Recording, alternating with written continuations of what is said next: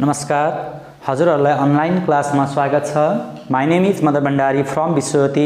Today I am going to teach science class 8 science unit 2 force and motion. Force and motion. What is force?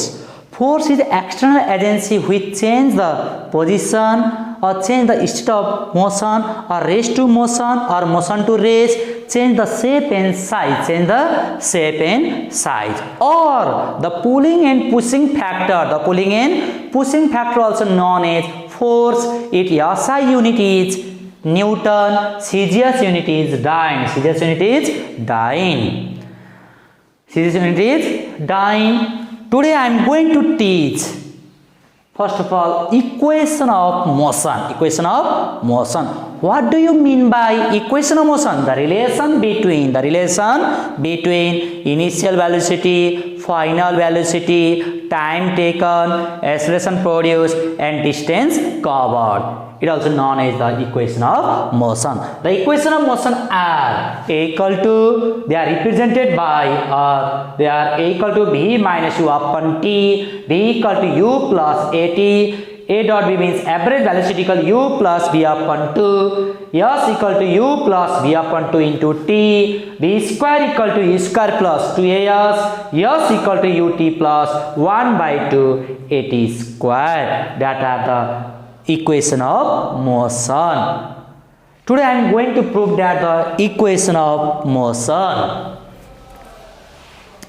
First of all, prove V equal to U plus AT. Prove V equal to U plus AT or derive V equal to U plus AT.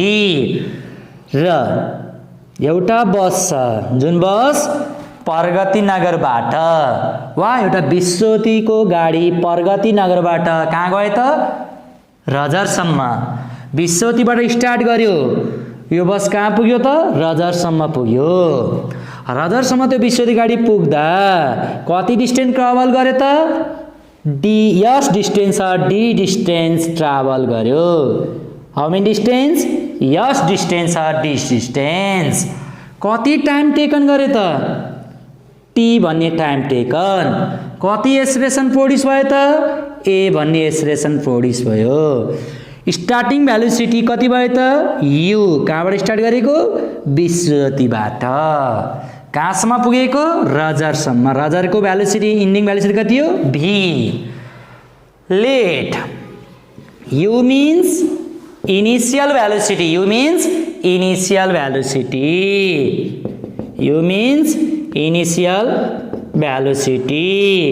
V means final.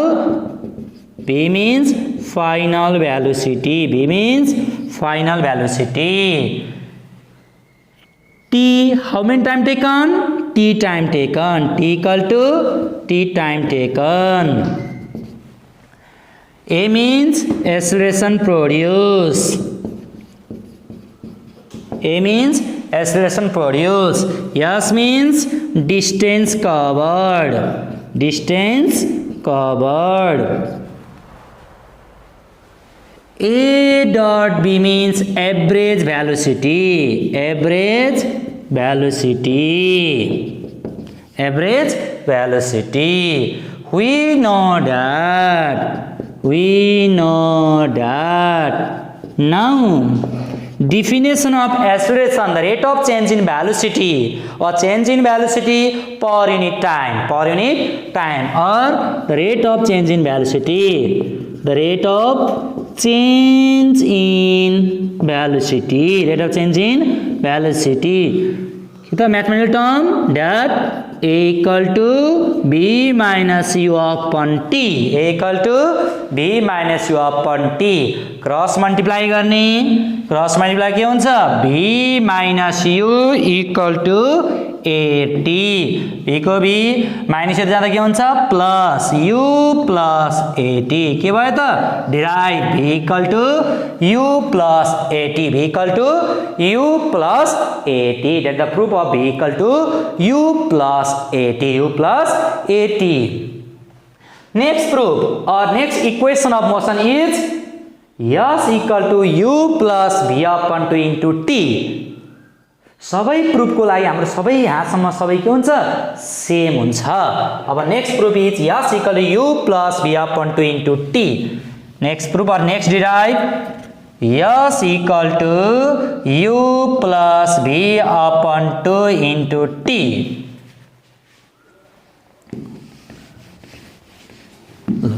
सबै condition same proof figure represent let अब we know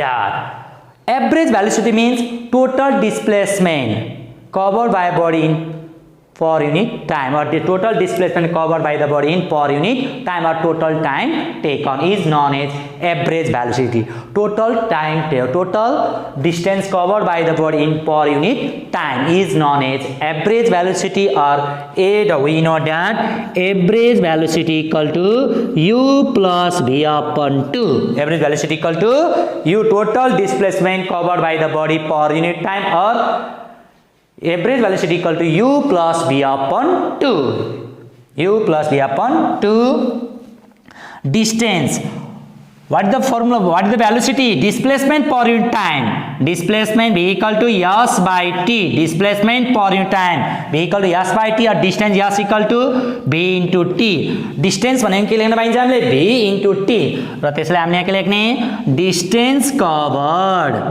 distance covered equal to or average velocity into time taken or velocity into time taken s equal to b into t average velocity into time taken a dot b means average velocity what is the symbol of distance covered s average velocity a dot b time taken t yes a dot b means what average velocity equal to u plus v upon u means initial velocity b means final velocity u plus v upon 2 into t that is proof s equal to u plus v upon 2 into t that is the equation of motion next equation of motion is b square equal to u square plus 2s our next proof is b square equal to u square plus 2as के छ त b square equal to u square plus 2as अब यो प्रुफको लागि पनि यो इक्वेसनको लागि पनि यहाँसम्म के हुन्छ सेम हजुरहरूले यहाँसम्म बुझ्नु भएको छ भने यो सबै यो प्रुफको लागि पनि यहाँसम्म के छ सेम छ ल के भन्ने थियो एउटा विश्वतिको गाडी परगनाबाट कहाँ पुग्यो रजर भनिएको थियो कति distance travel yes distance t how many time taken t acceleration produce a starting velocity u ending velocity v let गरिएको छ यहाँसम्म के गर्ने same s equal to u plus v upon 2 into t हामीले के प्रुफ गर्दै छौं b square equal to u square plus 2as ल अब कम्प्यारिजन गर्न यहाँसम्म सबैको लागि सेम कपी गर्ने v गिवन छ यहाँ छ v लाई रिमुभ गर्नु परेन u गिवन छ u लाई पनि रिमुभ गर्न परेन s छ अब नभएको के रहेछ t अब यो प्रुफमा त t टाइम टेकन अल्फाबेटिक अर्डरलाई मात्रै हेर्ने नम्बरलाई नहेर्ने अब t लाई रिमुभ गर्न छ भनेपछि हामीले पढिसकेका थियौं एक्सप्रेसनको फर्मुला के हो a equal to b minus u upon t भनेर के लेख्न पाइन्छ यसरी cross multiply t equal to b minus u upon a पनि भन्न पाइन्छ पाइन्छ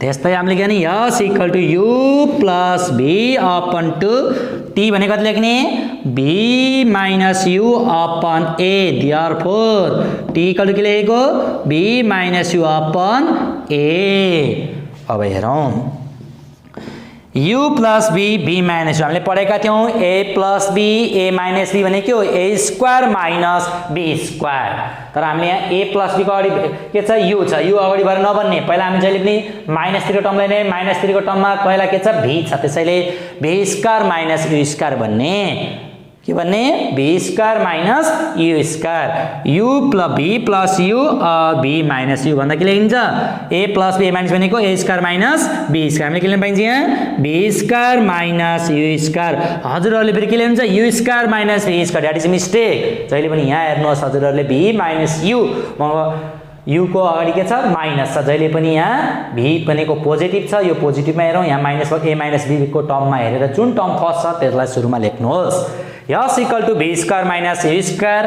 अपन 2 इन्टु a 2a अब क्रस मल्टिप्लाई गरौँ cross multiply b square minus a square equal to 2a 2a प्रुफमा के छ b square equal to u square plus 2a अब v स्क्वायर माइनस जाँदा plus u square plus 2a v square equal to u square plus 2a that is the proof of equation of motion v square equal to u square plus 2a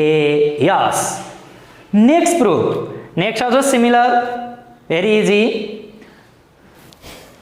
next proof or next derive s equal to ut plus half 1 by 2 half means at square हामीले a equal to g पनि भन्न सक्छौं s equal to t पनि भन्न सक्छौं s equal to h पनि भन्न सक्छौं अब हामीलाई सबै सेम यसलाई सेम अब सबै कपी गर्नुहोस् सबै फिगर बनाउनुहोस् र सबै सेम लेख्नुहोस् र हेर्नुहोस् अब यहाँसम्म सेम छ अब कम्प्यारिजन गर्ने कुनलाई रिमुभ गर्ने यस यस अल्सो अलरेडी हियर यु पनि मेन्सन छ भी छ छैन टी गिभन छ अब नभएको सर यहाँ ए लाई हेर्ने हामीले यहाँ यो कोही यहाँ भएको कुरा यसमा छ कि छैन हेरौँ छैन यो प्रुफमा छैन भने यसलाई के गर्ने कुनै अल्फाबेटिक अर्डरलाई रिमुभ अब भी यहाँ गिभन छ छैन भी लाई रिमुभ गरौँ अब भी को फर्मुला के हो त v means final velocity u b means u plus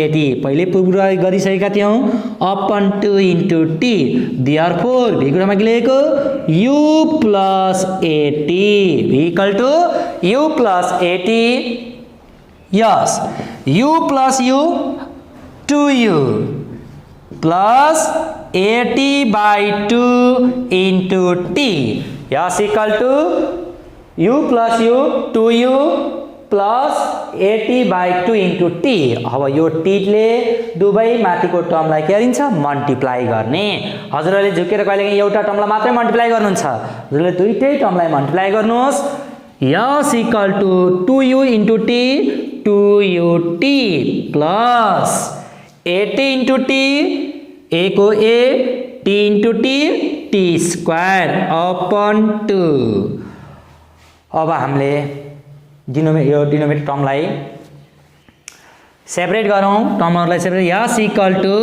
2ut upon 2 plus 80 square upon 2 यसलाई पनि दुबै टु ले दुबै टर्मलाई के गर्ने डिवाइड गर्ने s इक्वल टु क्यान्सल अब यहाँ नभएनी कति छ माथि टर्ममा above टर्ममा 1 s equal to ut plus 1 upon 2 at square that is a proof or derive s equal to ut plus 1 by 2 at square very easy सबै सिमिलर छ प्रोसेसहरु हामीहरुले यहाँसम्म सबै के गर्ने सिमिलर छ कम्प्यारिजन मात्रै गर्ने सबै के छ रे s equal to ut plus half it is the proof of s equal to ut plus half at square u means initial velocity b means final velocity a means acceleration produced t means time taken s means distance covered a dot b means average velocity that is the